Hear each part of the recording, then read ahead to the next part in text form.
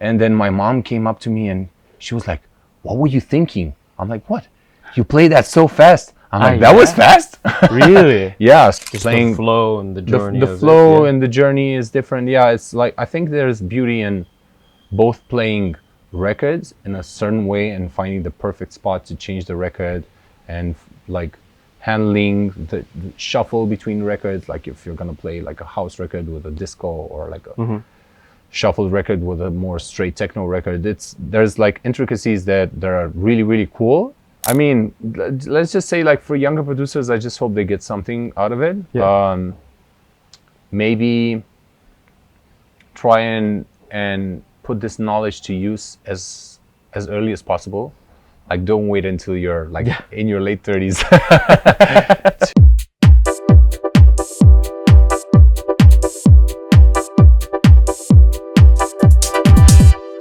Okay, awesome. Hey. Cristi, it's a pleasure to have you here. Thank you. Thank you for having me, man. Of course, man. Thank you for coming all the way to Bali and playing such a wonderful set last night.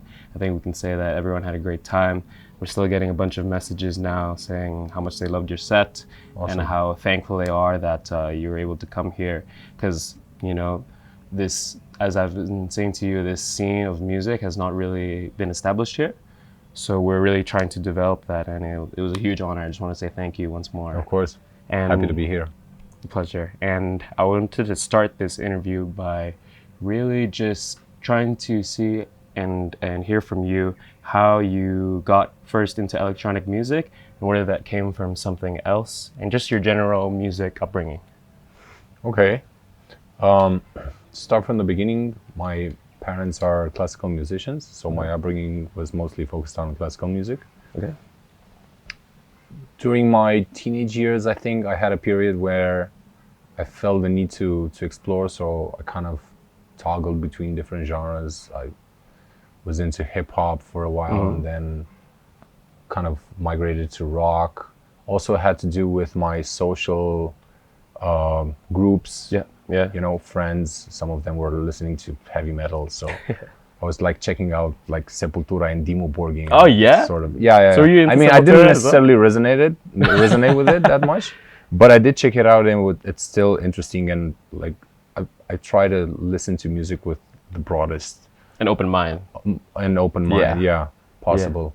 So I think that was a good experience for me, because generally, even though classical music in itself is such a immense range of styles, it still sort of narrowed my view in a way.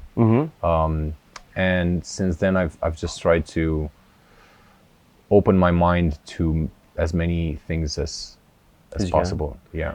When you mean narrow your mind, do you mean about like how, as you say, expansive and how sometimes complex, or how in-depth classical music can be? Exactly. So of course classical music in form and melody is the most complex, I would say. Like one of the most complex.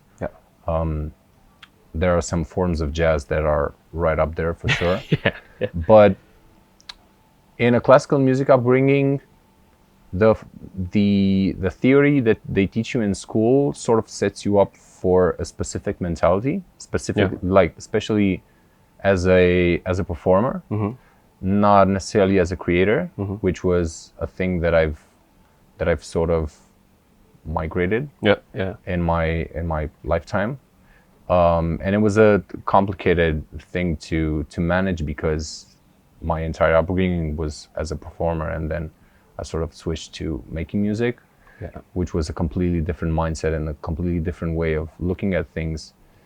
And from a classical standpoint, you're used to that complexity, which is a good thing in a way, but at the same time, I think the music that resonates with most people is the music that's like simple but has that human, or I'm not even sure what to call it. It's just like a divine message that comes from within, but it can literally be 3 notes. It can be 100 notes or 3 notes.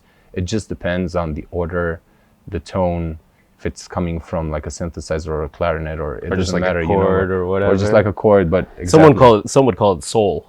Yeah, right. Yeah, you can call it that for sure. Yeah.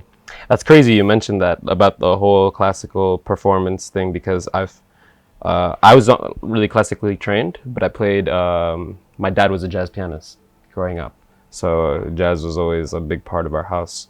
And then when I would meet like more classically trained people, incredible like players, but when it came to like jamming or writing a song, Yeah, no, it was a completely. I know. That was the most. I've actually read upon this because, as I said, growing up as a performer, when I was thinking about like what is originality and where does it come from and where does creativity come from, you're basically trained to perform somebody else's creativity. Yep. In your own creative way. I'm not saying it's not creative. Of course, you're gonna have your input, and everything's like subjectable. You can play whatever concerto in a certain way, and it's gonna be different from another person. But it's still the majority of somebody else's creativity. So I was really trying to discover if it comes from within or comes from. So I've read upon this. I've read books like Rick Rubin's book has been like a very big revelation for me, I would say. But even before that, I was reading specifically on the difference between classically trained musicians and jazz musicians. Oh yeah. Yeah. So what is the difference? Basically, the physical shape of their brain changes. You know that any activity you do changes the physical shape of your brain. So if you play piano, it's gonna engage one part of your brain. The if you play the violin, of your brain. if you play the violin, it's gonna it's gonna change a different part. So with performers, it's like basically the technique is the most important thing, and it's not as focused on obviously on handling new situations. Where improvisation is specifically that, right? You generally like come up with something out of nothing. It doesn't matter if it's perfect or not. It's just like how you come up with it, right? It's completely different. So it's kind of like classical is like being a soldier. Right? Sort of. Yeah. Right? You're just like, all right, we follow the command. We'll do it well. We'll do it really well. I mean, I'm not trying to downplay because there are some musical geniuses that obviously perform in a way that nobody else can perform, and I can name some classical musicians that do that for sure. But I'm just saying from, let's say, a scientific standpoint, it actually there is a big difference. There's a big difference. The brain activity and just like the nurturing of the behavior of how you navigate music and creation is different. So did you grow up playing orchestra as well? Or mainly in like quartets and I've played both as a solo cello player. Okay. So I've done some concerts in Romania playing the Elgar Concerto. Should probably put that up sometimes. That would be a funny video clip for people to watch. It's on YouTube? No, it's just on my personal computer. But yeah, I was just a kid. I was like 18, 19, like early 20s. I think the last concerto that I've done was probably after I got signed to RPR. So it was right about that. Yeah. Damn. Okay. So right around then was when you were like, okay, I'm switching up into this. It wasn't necessarily like right then. I got signed when I was still in my university years. And studying classical music at university? Yes. Yeah. Okay. Cello. Yeah. My specialty, like my major was cello. And then my master's again. But I remember specifically, like when Radu called me up to tell me that he wants to sign the track on RPR, I was actually getting ready for a concert. No way. Yeah. I was playing, I think, in Constanța or some city like this.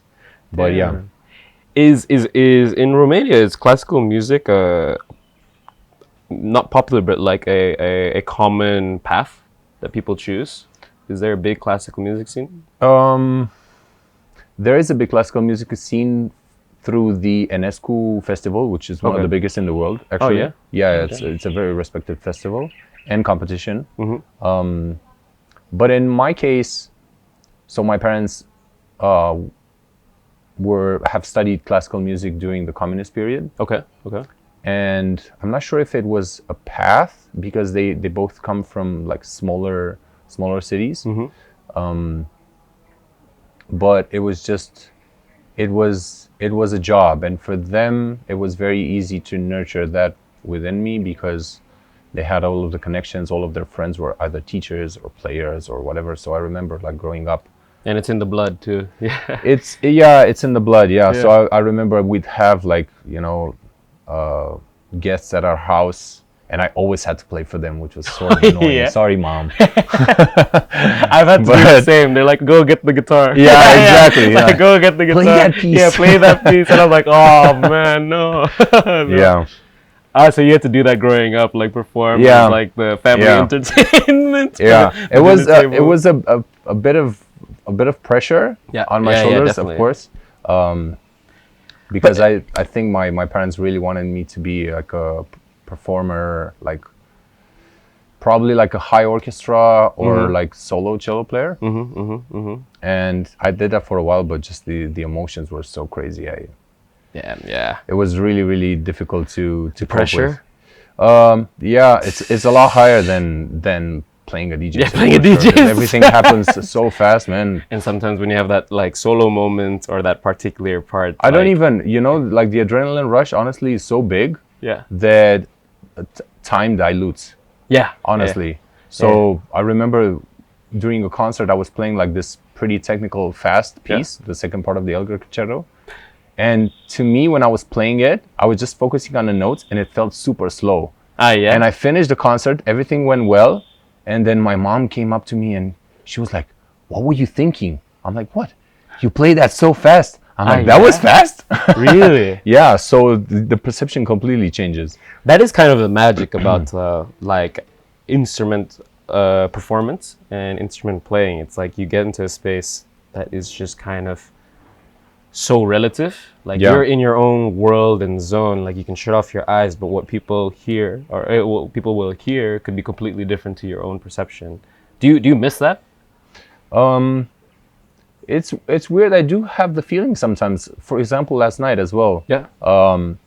I was having fun and sort of just like jamming, but when I play by myself, obviously you just do you, right? Yeah. Like it's a different creative thing to play with somebody else, and you sort of like let their track play out because that's cool and the people understand. But when you're playing alone, you can do whatever, So I was just like getting in the zone, probably changing tracks like very fast. Yeah. So by the time it was like an hour and a half into the set, I felt it was like 2 hours and or something. Because everything was happening so fast. Yeah. So you do get that like time, like dilution or of course. Yeah, when you play yourself, you kind of can do whatever you want, and as you're saying, you're doing a lot of cuts as we were saying, and this, that, and the other, and you're putting different tracks, and it was super cool to see. But you mentioned that you were practicing for a concert when you got signed on to RPR, right? Yeah. So were you already dabbling into electronic music before? Yes, yeah. So my first like party, I would say, like first connection was through my friend Claudio, who does the artwork for Amphia, for the Amphia records, who is a very talented designer, but also a very good DJ. Okay. So he was the first one to expose me to electronic music. And his brother had a private club in my hometown. And that's that's where we started playing. Back in probably be late 2004. Okay. Something like that, 2005. And you already you learned how to DJ? He taught me how to DJ. He taught you how to DJ? Yeah. Well, I learned on like 2 CDJs 100, if you remember those. And it was CDs, no? Yeah, for sure, yeah. CDJ 100, wow, that's crazy. So you never you didn't learn when it was, you didn't learn from wax or anything, you just went straight into it. So did you have like a big collection of CDs? I mean, I was just collecting music on whichever platform was available back then. And then production came into about after DJing then. After DJing, yeah. I mean, it was all in a time where I was very focused on my studies, and my parents were really like, you have to do this, you have to go to university. It was like a path, sort of a chosen path. So I wasn't exposed to a lot of technology, which was kind of a drawback and something that I've really had to work on in my later years to compensate, because most of the examples of producers that I follow and admire, they're all a combination between like, yeah, I've like played an instrument like Niels Fromm, you know, we were discussing Niels Fromm. Yeah. Like, I've played an instrument, you've played piano since you're 7, but then at 13, your parents give you a Juno. Figure that, you know, like, of course you get used to the sound and you understand what like a, you know, saw like sounds like and what the filter does and like envelope on a filter and all of that. So you get exposed to the synthesis and the technical part of synthesis from an early age. Of course, it's going to give you an advantage later on. Yeah. So you had to learn that way later. I had to learn that way later, yeah. But then you got into production with what was your process like? Was it like time off from the classical music, or is more sort of? I mean, it was. I had some very like rudimentary, I would say, experiments with Claudiu when I was in Craiova, and I had a very old computer, like an AMG computer or something back then. And then the first year of university, I think my parents really wanted me to focus on classical music. And I did like quite okay. And then I've asked my dad for some money to buy a computer. And then I just sort of started like really, I mean, not really like but producing, like started to learn production and what that means. And then I met Vlad and he helped me a lot back then because he was more experienced. He was from that side of got a computer when he was 13 and already knew his way around like sound forging, like Cubase or whatever. I don't remember. Cubase. That's how I started. Cubase. Yeah. And it was already straight into dance music, or you were trying some? It was mostly into dance music. Later on, I've started using like the cello, like recording bits of me playing the cello. Yeah, very cool. With like a recorder. I think like Radu lended me a recorder or something. Yeah. So you get into production, and then all of a sudden you get signed by RPR. Was that one of the goals, or just kind of like a random? I'm just gonna throw it out. I mean, of course, it was like back then it was a dream come true. Everything was sort of starting to take shape, you know. But I've been listening to the guys for a very long time. So I mean, long time. This happened in like 2008, and I was going out since 2004. But back in 2004, Radu was a monthly resident in Krypton, and I was religiously going. Oh yeah, like all the time. So of course you're happy when you get signed on. Yeah. And was that a pivotal moment in your career, or it was just like one of the first few steps? Because transitioning from being a classical performer to first getting a record signed on by one of your idols, and then to becoming a full-time musician, DJ, electronic artist, what was kind of what was this pivotal moment in that? I think it was just the idea of maybe this could be a path. I didn't know exactly what it meant. Okay. It just, you know, sort of opened some doors, and I was like, okay, maybe I can pursue this and then just see where it leads. How that moment did it allow you to start playing a lot more frequently? Were people willing to book you more, or wanting to book you more? Yeah, it gave a push for sure. I wouldn't say like a big one. You still had to prove your skills behind the decks, which is as true now as it was then. You know, you have to know what you're doing to kind of to get the opportunity to play for people. And you know, promoters, we were discussing this yesterday, but promoters that also have a responsibility to put on a good lineup for people, because that's what they pay for. So did you have a place or a venue or a residency that allowed you to get real good? Or is more just from getting booked as much as possible? I think it comes with time and experience. Not necessarily. I didn't have a residency. Never had a residency. That would be interesting, actually. Maybe in this point in my life.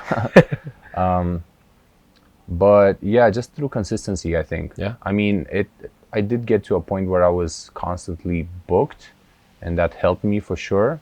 But it's been years and years. That being said, I really recommend for the younger generation, to practice as much Yeah. as possible at home, Yeah. because that's going to give you an edge Yeah. over like somebody who will do that just over the weekend, Exactly. It's about, at the end of the day, anything is about repetition. Yep. So the more you do it, the better you're going to get. Spoken like a true classical. Yeah. Spoken Yeah. like a true. And what was so that was okay, maybe this is a career path for me. When was the moment that you realized, like, yeah, I'm going to do this full time? That was by the end of my master's degree. Okay. So that was definitely, let's say, a pivotal moment for me, because it was either like, okay, I'm done with university. I could maybe get a PhD. Yeah. But I wasn't necessarily pursuing that. So I'm like, what am I going to do with my life? But by that time, I was constantly being booked. Okay. To the point where I had to make a choice. And at that time, I wasn't employed, but I was playing in the National Youth Orchestra. Yeah. So I did have an opportunity to play as a cello player. Route, yeah. But by that time, I think the majority of the concerts were like during the weekends. Yeah. So I had a choice between like playing a show and doing a concert. And you're like 22. Of course, you're gonna take the show. Did you ever do both at like one night? Like you'd play the concerts and then afterwards you'd have to play at a club? No. But I did play like a club show and then go to, sorry, maestro, and then go to a rehearsal. You're like, oh, I can play. I like that. But you still nailed the rehearsal. You still managed to keep it together. Let's say time was relative. Time was relative. I surfed through. You're like, oh no. And then as you made the decision to pursue this path full time, how did you have any strategy, or did you think about how you were going to go about it, or you're kind of just like, let's just do my thing, let's put out music, let's keep playing and show what you can express, and then just see where that naturally takes it? Or you're kind of like, these are kind of the goals that I want to hit, and this is how I'm going to navigate that? At the beginning of, let's say, RPR, the first, that wasn't even a record, that was a VA. Afterwards, I think I signed 2 records, but it was some very early works that I'm not proud of today. Afterwards, I think the focus was just getting better at production. Yep. Obviously, making a living out of DJing, which was a complicated thing to manage at that time. But when you're young and you don't necessarily see the financial aspect behind it, you're like, yeah, I just want to play records and I just want to make music. And Vlad and I started working together, and we like, as I said, he showed me and he helped like compensate probably for that lack of like technology knowledge that I was facing, let's say. And then we put out the first SIT records. It's just sort of naturally It came together. Exactly. And you're talking about Vlad as was he more of a mentor, or was it in the beginning, especially in the technical part, or is more of just like a person? Like, I have these friends that I trust, that I can bounce off ideas and get. Yeah, exactly. Just response. a friend. I mean, of course, I was like, this guy knows his stuff. So every time I had a question, I could go up to him and like, hey, how does that work and whatever.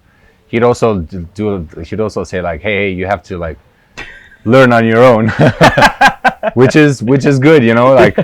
You need that from like, like with your friends. You need that. Yeah. Like we have a saying, like with me and my friends. Like sometimes we're in like the same like rooms or studio, and we're just like trying to cram out as much music. And we have this saying called "Tell me I suck." Yeah. Yeah, like tell me I suck. Tell me this is bad. Yeah. And I think that's really important to have that feedback loop, like having that type of support system, I would say, of just like people that you can ensure that they'll give you their honest feedback, and you won't maybe take it 100%, but it's someone that you can rely on to give you honest feedback that you'll actually... I think it's very important in our line of work because relative to a lot of jobs, it's fairly new, right? Yep. So even when it comes to mixing, producing records,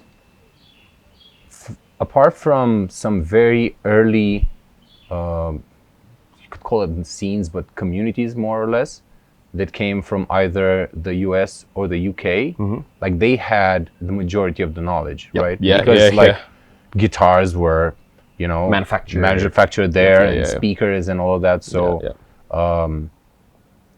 it was just something that was basically like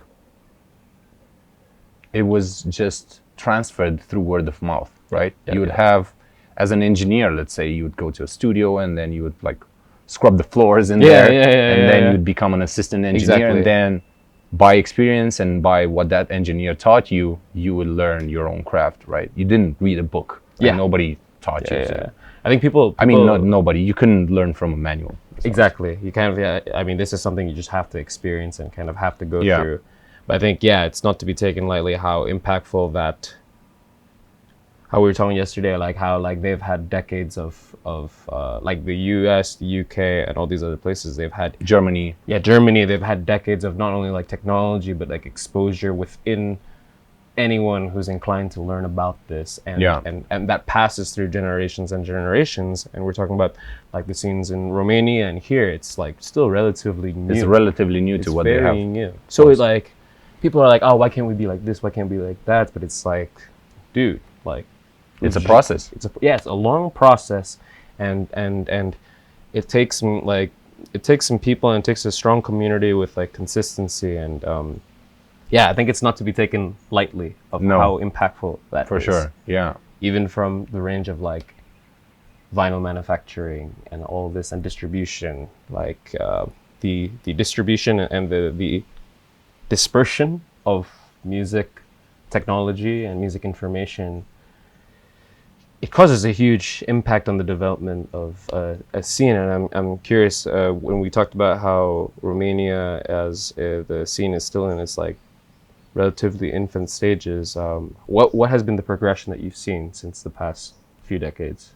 So funny enough, my friends tried looking up some pressing plans, because actually Romania during the communist period was a big producer of vinyl through its major label called Electrocord. Okay.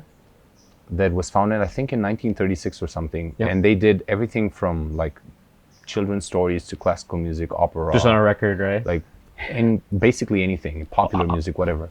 And they had apparently 23 pressing plants. 23? So it was, yes. That's a lot. But after the revolution, everything was sold. Like, we literally started from scratch. Damn. But it was interesting because the technology was there and the knowledge was there. Like somebody was obviously pressing those records. So if you want to find the dude, you would have to find the dude, but you didn't have the equipment. So it was, it's complicated. Yeah, sometimes that's also the problem. Like some people like go out or like learn all this stuff, but it's like they need the tools or so to be able to do it. So they all the records. So we had that, but by the time electronic music started being a culture, we were back to square one. Yeah. So you relied on either Germany or the UK. In our case, it was Germany. Yep. There was manufacturing the vinyls, and we just had to like try and understand and learn from like what mastering does, what a cutting engineer does, what does cutting mean, how long does it take, how does it work, all of that. And all the inner works. What were the origins of Romanian electronic music, and where did it start, and what were kind of the first few records that were put out, and then where did it progress to? I don't want to call myself an experienced or like an experienced guy into electronic music history in Romania. I know and I follow. He's unfortunately not with us anymore, but it was this. Wouldn't say contemporary, but because he just passed a few years back, but his name was Rodion G.A. and he's put out some records. I think they were released. I don't wanna say something stupid, but it was on a pretty big label, from what I remember checking on Discogs, and he was basically experimenting with tapes. Yep. So we had some like communist era sort of interaction with electronic music. Okay. Through just maybe 2 or 3 people that were doing that, and then obviously the let's say modern electronic scene developed.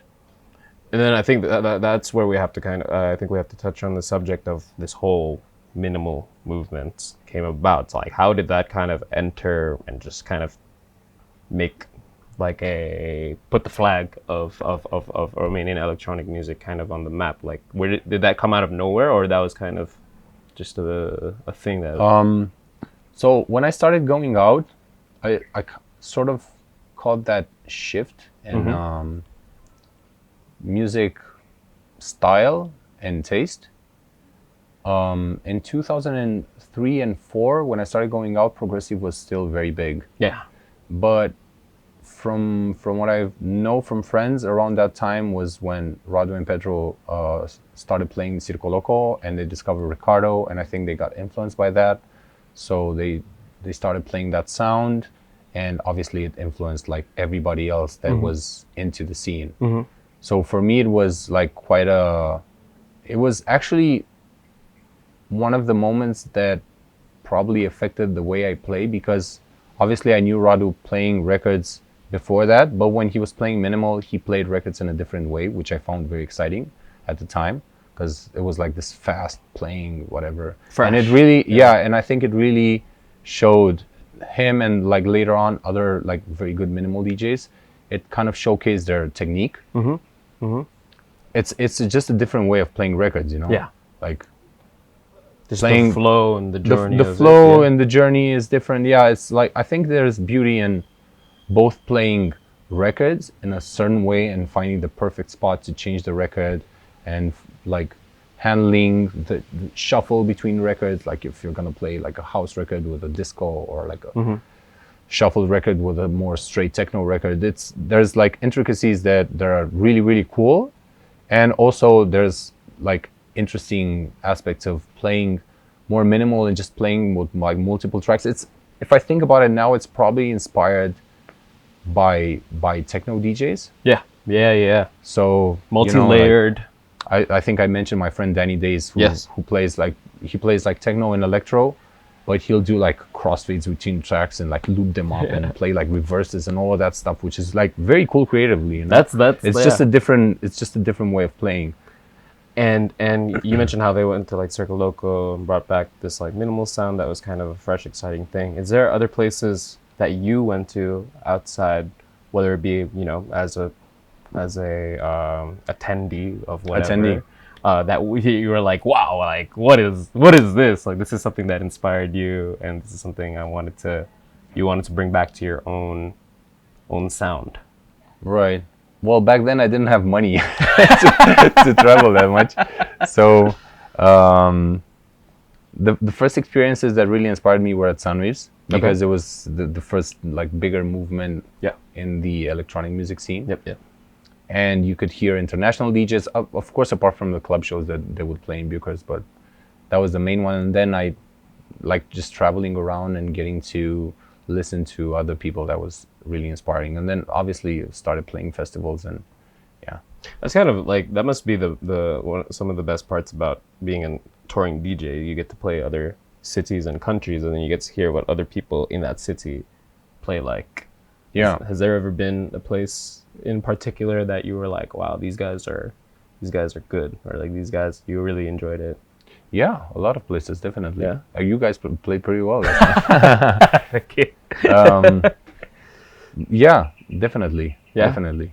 Yeah. What were some of the most iconic shows? I remember you mentioned one earlier, and like, I would love to hear some about some of your favorite iconic shows that you've played throughout your career.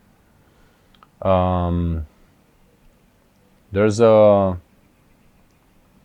many, it's hard to to hard to pick from the memory box. Some shows in Tokyo were really, really cool. I remember we played Vent Club, like the opening of Vent Club. That was a very nice club show. Played some. I had a great time at this festival in Groningen. Okay. That was definitely a highlight. I mean, of course, there's like the classic like Sunways and Fabric, like some shows like at Fabric were, yeah. Robert Johnson was amazing. Hollow in New York, that's an amazing venue. I love playing there. Yeah, I don't know. It's too many. It's a lot to migrate, especially when you're constantly doing this. It sort of feels like a repetition. Yeah. And I mean, yeah, because imagine the impact that an experience like a cool festival would have on you if you're just doing, let's say, 3 festivals a year. Yeah. Or 3 parties a year. But if you're doing a party every weekend. Every week is, you know, by the time you get to the festival, you're like, okay, let's do it. Yeah. Okay. And then you go do it. Yeah. And it's just like, damn. Yeah, and that talks a lot about your experience and your journey and what are the steps that you're taking in your career now and the lessons that you've had that you're learning now compared to the lessons that you learned like 10 years ago? Is there any particular things that you're trying to learn now or be more disciplined about with how you're shaping everything? Definitely, yeah. First of all, my health. Yeah. Because I'm also a parent, so I need to like take way better care of that aspect of my life. And generally I think it's better for everybody to see it from this perspective, because like the healthier you're gonna be, the better chances are you're gonna like thrive in like in everything from a production standpoint. From, you know, when your mind is clear, you can focus better, you're gonna be better at digging, you're gonna be better at making music, like generally everything. Yeah, wellness is it's becoming a big thing in this industry right now. It's becoming a big thing. I think it's a good shift. Yeah. It's a good shift. You know, people realize that like they want to keep doing this, but they realize that they keep doing it in like the way they do it. They have been doing it. It's like, oh man, there's going to be an expiry date. I mean, you see, like the people that are that have been in the scene for a very long time are definitely the ones that, I mean, obviously you have like all sorts of people and everybody manages it in their own way. But like the longevity that I've seen in certain DJs that really, really care about their health, you can really tell that they've had a healthy lifestyle. So I'm definitely working towards that, and just exploring as many like genres and production techniques, just trying to be like open-minded. More open-minded towards everything. Lately, what has been the music or the inspirations that you've been digesting for your current musical projects? Yeah, good question. Like early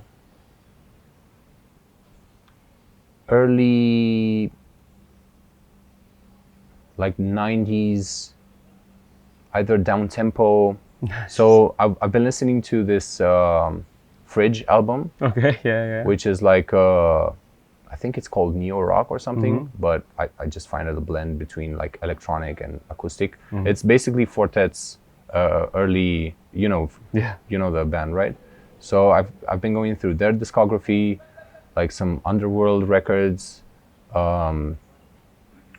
just like new age stuff. So sort of, that also combined with like 90s electro. So just sort of blending stuff. I think through the collective conscious, everything is sort of a reinterpretation of things. So and then maybe what are some non-musical things that inspire me? Because I remember you posted something about this waking up to this. Well, I mean, this definitely inspires you. Yeah, right. You know, it just by setting you in a mood where you want to be creative, that's already a push. Yeah, exactly. In a good way. And we're talking that you have your studio back home, but do you still on the road try to continue pursuing musical ideas and musical all the projects? time? All the time. Yeah. Yeah, it's really important. Yeah, and I wanted to talk about this project that you mentioned earlier that you're currently working on somewhat of an album. Or yes. Is it an album? We can call it an album. Yeah. And how far are you in the process of it? How long has it been? How long? It hasn't been super long. I would say around 6 to 8 months now. Okay. It's almost there. I have to admit some tracks are like either from the pandemic. I have some down-tempo sketches that I really like, but somehow sort of progressed over the technique. So it makes me want to change certain things, maybe like do better drums. Like obviously after listening to like a band like Fridge and how Fortet manages drums, you know, you're like, oh, my drums are shit. So I need to redo that, and I need to redo this. And obviously like every style comes with like different production techniques and different aesthetics, you know. Like if you're gonna make club music, the kick is gonna be at a certain level and you want it to punch through, and you know, when it's down tempo, it's not about necessarily the low end as much as the mid range. So it's all of these like little intricacies that you sort of discover with like experimenting with different styles. 100%. And what would you say is what are you trying to personally accomplish with this album? Just discovering as many facets of myself as possible, you know. At the end of the day, when my career is over, I want to look at my catalog and say, like, I could do this and this and this, and it sounded good, you know. Yeah. To me, at least. Yeah. And I'm not there yet, so I know that I still have work to do on this aspect. But the majority of people that I follow and admire and get inspired by sort of say the same thing, you know. You just have to experiment as much as possible.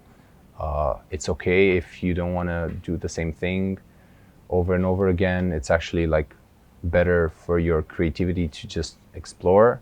And I think like to quote Bowie, he said something like, just go where your feet don't touch the seafloor anymore. You're just like floating, but you know. So just to that threshold of like discomfort where you don't know what's gonna happen, but if something good happens, then you're gonna be happy with the outcome. Yeah. You never know. Yeah. You never know until you try. Yeah, I know. The sun is coming over. So you must be excited to show people different sides of you. Definitely, yeah. Yeah. Is there anything in particular that you've kind of always been in touch with personally, but you haven't had the chance to show to your audience? Still a lot of parts of me that I would like to show and haven't showed yet. Yeah, I mean, with this album, I think the thing that I'm sort of contemplating is it okay to have an album that showcases like maybe different style, not styles, like subgenres, whatever, you know. So you'd have, let's say, a breakbeat track and then a down-tempo track and then a house track or whatever on a trip hop or something. Or a trip hop thing, yeah. And that's obviously, it depends on the audience and the style. So for example, you know, back in the pandemic, I sort of discovered at a fairly late age, I would say, but I discovered it, got into IDM. Okay. So I went through like all of the like that's eclectic, and eclectic. And that's quite eclectic, right? So if you listen, let's say, to the Cyro album by Aphex Twin, he has a BPM span ranging from like 90 to 160 or something. You know, he's like, I think the last track is literally a piano track, that he programmed on a digital piano, so it's all MIDI, but it sounds like somebody played it. And before that, it's a drum and bass track. So, and that's okay. But I mean, obviously, he's at a level that, you know, like very few people can and have achieved.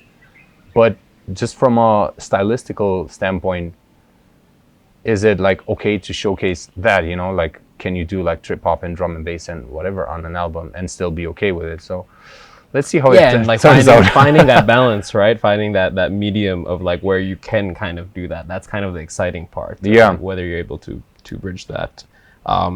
Yeah, but these types of guys, like as you say, Fortet and Apex Twins, and I'm a big fan of Trent Reznor. Yeah, me too. Yeah. He's a genius. Yeah. He's a genius, and he can do it all. Yeah. He can do it all, and those are the people that I personally really look up to, because it's like, yeah, how can you limit yourself just to like one thing? Yeah. Another guy like that is Martin Gorman. Yeah.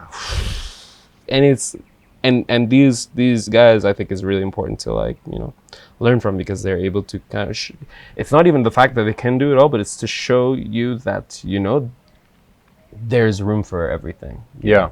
There's room for everything, and being able to do it to where like your audience or whoever you're presenting it to can allow that, because as we've mentioned before, sometimes the audience can be a bit like not judgmental, but they expect something out of you. They might expect something, yeah. Exactly. And has that ever been an issue with your, not necessarily your artist development, but sometimes it becomes something that you take notice of from you? Yeah, you do take notice of it. I mean, obviously, because we come from this this Romanian movement, which was associated with minimal, which is okay, because I mean, I'm not trying to deny it. It's been a big part of our upbringing, and it's cool that it became a movement through a community. I look at it from a community standpoint. Yeah. Most of all, because it was just like a group of people that haven't necessarily been exposed to electronic music. You know, I mean, I've started doing it in a time where you still had like juno.co.uk to dig for music, but like Rado and Pedro, man, they took a 24-hour train to Prague to buy records. You know, like you really had to love it and like work your way. You know, so like from that standpoint, I acknowledge it, but like now I can see that people might associate me with something that's more minimal, and that's okay. I don't mind it. It's just, you know, I think for me personally, it's cool to showcase other aspects or other facets of my personality and my journey throughout music. And at the end of the day, like, it's not something you can control. You know? Of course, exactly. And that's kind of what I wanted to say. Like, as you develop more in your career, there are going to be things that are out of your control of how people perceive things, and how do you navigate it? You just navigate it. I think there's a lot of big artists that have spoken upon this topic. You know, I think I just saw this movie on Bob Dylan, and then sort of, I was never necessarily exposed to Bob Dylan's music, but I find their mentality and their approach to creativity sometimes interesting, even though I don't necessarily resonate with the music, because it's like folk, whatever. Maybe I don't listen to folk. But an interesting thing that he said, and I think a lot of our artists can agree with that the tracks that mean the most to you won't necessarily mean as much to the audience, and that's something that you cannot control. And I think you shouldn't judge, because everybody perceives music in a different way. So, I mean, you can put out a record, and that's going to be a big record, and you're going to be obviously like grateful for that, because it was an opportunity for you to put out that record. And if a lot of people resonated with that, then it's fantastic, because you brought a piece of joy into somebody else's life. But if they didn't, but if it meant a lot to you, then I think it's just as important, you know? it's still a win. Yeah, you do it for yourself, but you allow it to be perceived by others. exactly. Yeah. And whatever they perceive, you cannot control it, and it shouldn't take away the joy that you had when you made that project. Yeah. And what it meant to you. Because I hope this is right, but I assume that like music to you is a direct correlation to your own personal growth as well. Exactly. Your musical projects are just an expression of how you're trying to navigate the world or navigate how you feel with things are, and being able to craft something of that sort, or trying to make sense of it all, is something that is one of your missions with your music. Completely. Yeah. It's funny that this background music is right, like the sentimental sort of, but that's completely true. Yeah. Yeah. So, just from a very personal standpoint, like the tracks that I've worked on these past couple of months, the process of creation sometimes can be easy, sometimes can be hard. Like some tracks take hours, some tracks take days, right? I think it's kind of the same for everybody. You have some phenomenons like Coulter who pushes one out in 5 hours. I sometimes do that, but very rarely. And I think everybody's process is okay as long as it works. Yeah. But I think at the end of the day, what you get out of is just how you felt when you made the record, you know? Yeah. So I might be, you know, like making a track, like putting it together in a couple of hours and then just tweaking the mix up until I'm completely tired and like I just don't want to listen to the track anymore. But when I look back, I'm like, it was fun making that tune, you know. Yeah. And I think that's just what you live for to do. Yeah.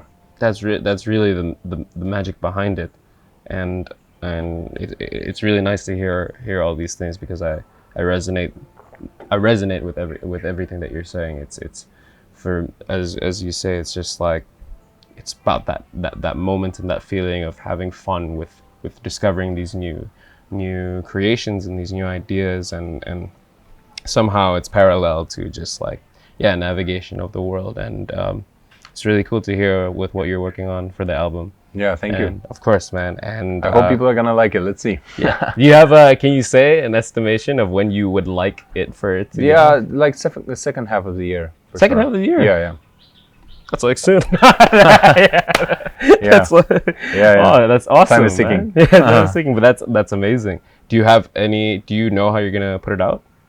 It's probably gonna be on Amphia, yeah. Oh yeah? Like, most likely, yeah. Oh, sick. And in terms of we're talking about, you know, the Romanian minimal stuff and how you wanted to try other things. You mentioned that like Sit was actually a big project with Vlad about house music, yeah? Yeah. Talk me through that. What was kind of the initiative of developing that into, you know, something that you can actually like label and put in lineups instead of just like you and Vlad back to back? Right. Well, from a musical standpoint, our approach was always, it came from our backgrounds. So even though I'm musically trained, Vlad is also, his dad is a performer. Mm-hmm. His dad is a musician. So he plays the guitar, he plays the piano, he plays the keys. And Vlad is like pretty skilled at doing that too. So even though maybe he didn't have classical training, he did have that very musical side to him. And I think that combination of us sort of translated into what the Sit records sound like. Mm-hmm. And I think at that point, a lot of people, I mean, it's very difficult for me to judge my records. Like, you know, you just do what you feel and at that point in time. But like some people told me that, like sounded different. It sounded as a combination between what was going on around us, so like your environment that influences you in a way, and what you have and what you share from inside of you, right? Of course.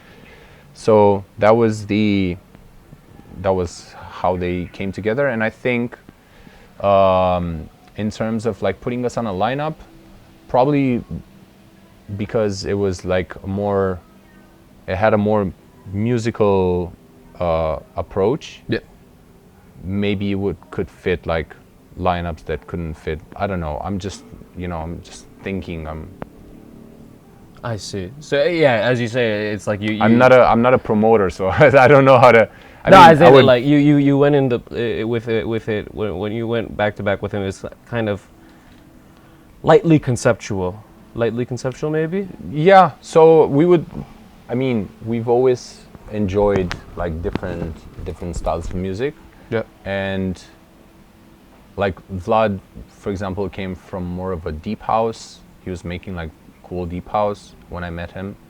So he also had like a more housey side. So when we played, I don't think we were actually thinking of like it has to be conceptual or it has to. We were just playing records that we wanted, but we were so used to playing with each other that it always like I knew that at some point like Vlad's gonna play a houseier record just because he likes house, So and that's cool, That's like keeps it fresh and keeps it like entertaining and fun and super cool. And we've talked about this has just been popping up in my head, but we've talked about Detroit, we've talked about classical music, and we talked about house music, we talked about electronic music. Do you ever hope to kind of, because the song I'm that's in my head right now is Octave One's Blackwater. Yeah. And that obviously has like the whole orchestra, strings and the houseier element, but it still has that Detroit kind of vibe to it. You know what I mean? Yeah. Do you ever hope to make like just like an orchestral banger?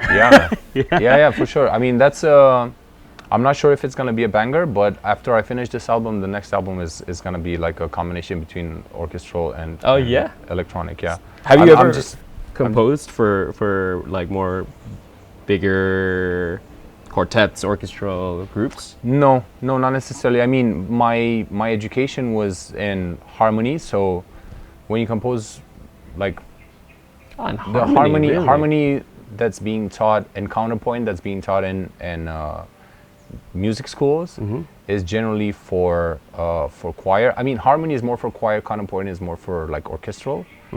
But I should say I probably skipped a lot of counterpoint classes during university years, and but harmony still sticks to me.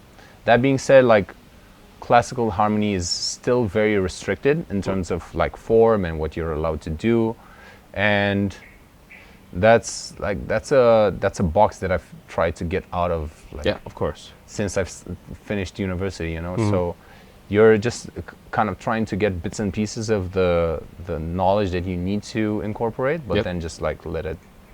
But that should be really fun, making something with the orchestral and electronic music. Oh man. I'm looking forward to that. Yeah, that one. Yeah. Like a lot of these, like the composers that we've been mentioning, these electronic artists. The one that comes to mind is like Floating Points. I don't think he was ever classically. He was classically trained, if I'm not mistaken. But not to the point where he's gonna write a ballet or. No. Sure. Yeah. No, I think he probably up until like high school or something he played the piano. But yeah, he's a very good example of like extremely smart individual who could like just span his knowledge into so many different areas. It's ridiculous, man. Yeah. But Carl Craig did that too, right? Carl Craig did that. He orchestrated his records, and that's what I like. I love seeing those projects. Yeah. It's like Kate Simcoe, I think she also does something with the London, the London Philharmonic, Symphony Orchestra. Yeah. Do you have any particularly favorite symphony orchestra or philharmonic in the world? It's hard to say. I've listened to some amazing orchestras actually, like going back to the UNESCO festival. I've seen like the Berliner perform. Actually, I've seen the Berliner in Berlin perform, which was outstanding. Yeah. The venue also does it is a big part of it. It's the same thing like electronic music. Right? Yeah. It's like so I've had a couple of extremely powerful experiences playing music. So one of them I remember was playing Mozart Requiem with the National Youth Orchestra. Yeah. And the choir was behind me, and it was such a powerful experience. I was literally like I had like chicken like chicken skin, the entire period, and there were literally some moments where I cried. Yeah. Like physically cried. Wow. Yeah. It's a very powerful, and it was with a very respected conductor in Romania, so everybody was really doing their best.